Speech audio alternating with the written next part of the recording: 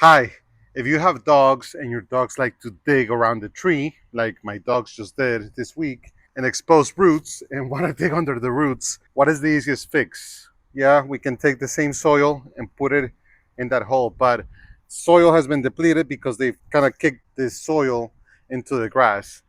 The easiest way to do it is with a sandy loam product. In this case, we have our Texas Native enriched topsoil, which is composted manure and topsoil. So what we're going to do here is we're going to cover this up. First, let's go ahead and do this. We're going to backfill the hole they dug into with a little bit of this topsoil. The next thing we're going to do is we're going to try to reclaim some of the soil they kicked to the grass and create this border that was initially created when we planted this tree.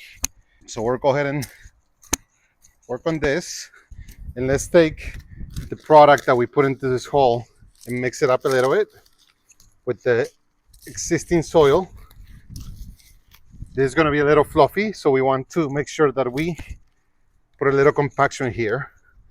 Trees like something that's tight, and we'll use the rest of the bag around the tree.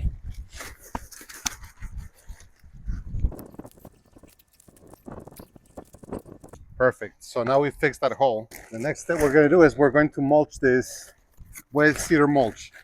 We're going to put a very thin layer of product because ultimately we want this tree to have more water penetrating with rainwater or irrigation. So a thin layer will do.